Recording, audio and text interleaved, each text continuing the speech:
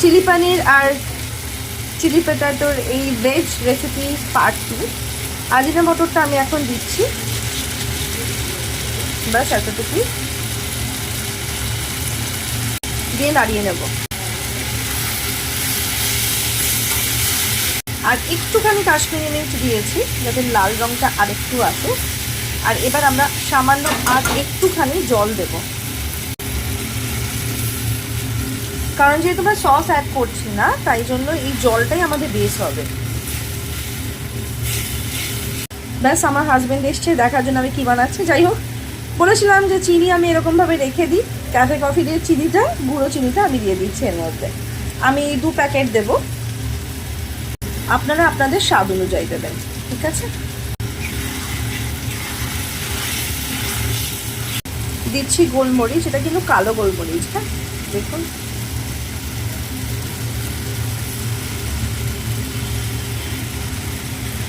গোলমরিচটা একটু বেশি দিলাম যেহেতু আমি এখানে তো লাল লঙ্কার গুঁড়ো দিইনি, আর কাঁচা লঙ্কা আমি মাত্র ছোটো ছোটো 4টে দিয়েছিলাম, তাই জন্য।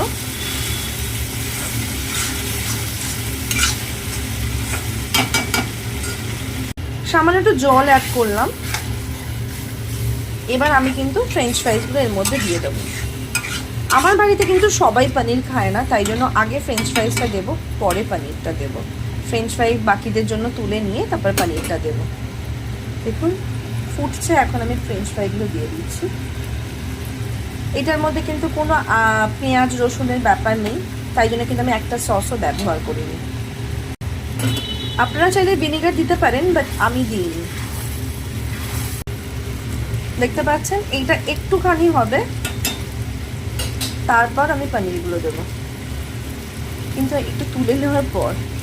ব্যাস এবার গ্রেভিটা শুকিয়ে গেছে, আমি কিছুটা তুলে রেখেছি। এবার এইটার মধ্যে আমি পনিরগুলো মিশিয়ে দেবো। পনিরগুলো মিশিয়ে দিলাম।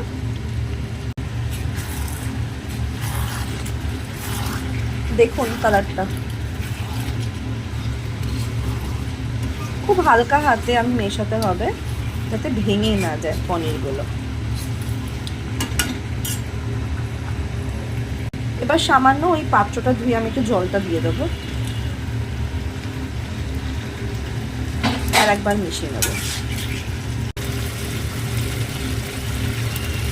ব্যাস এবার যখন গা মাখা মাখা মতো হয়ে গেছে, এবার আমি নামিয়ে নেব।